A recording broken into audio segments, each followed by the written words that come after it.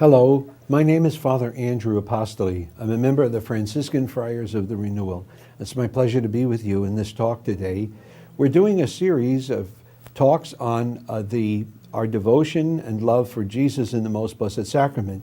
The series is entitled The Holy Eucharist, the Greatest Love Story of All Time. In part one, we talked about the Holy Sacrifice of the Mass and the mystery of the Redemption. In this, part two, we're going to talk about Holy Communion and the mystery of the resurrection. You know, our blessed Lord knew that when people followed him, especially into the desert when he was preaching, that they were very hungry. You know, they didn't bring enough food supply, although I think that little boy who had the 5 loaves and the 2 fish, you know, his mother really made a big lunch, didn't she? He was ready, I always say, for the long haul. But most of the people had run out of food. And Jesus was concerned that they might, faint along the way. They didn't have enough nourishment. So what did he do? In his love and his compassion for them, he multiplied the loaves. That little boy generously gave his 5 loaves of bread and 2 fish.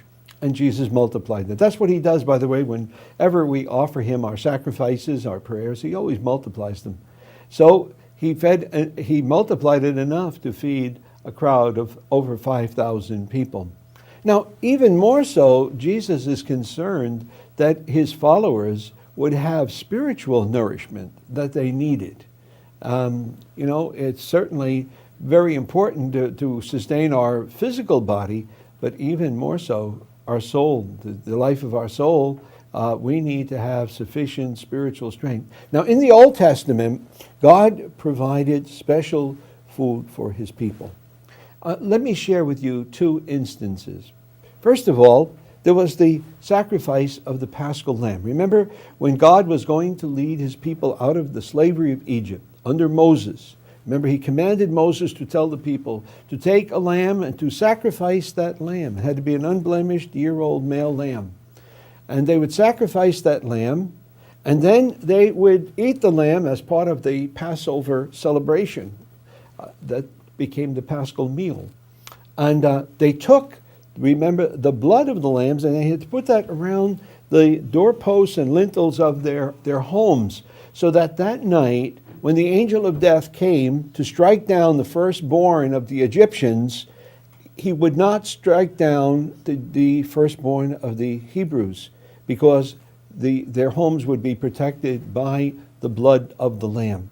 And so in the New Testament, Jesus gave his people also a meal, and that was the Holy Sacrifice of the Mass, that he gave that to them in order to have them participate in his sacrifice. He is the Lamb who was offered. In fact, he offered himself.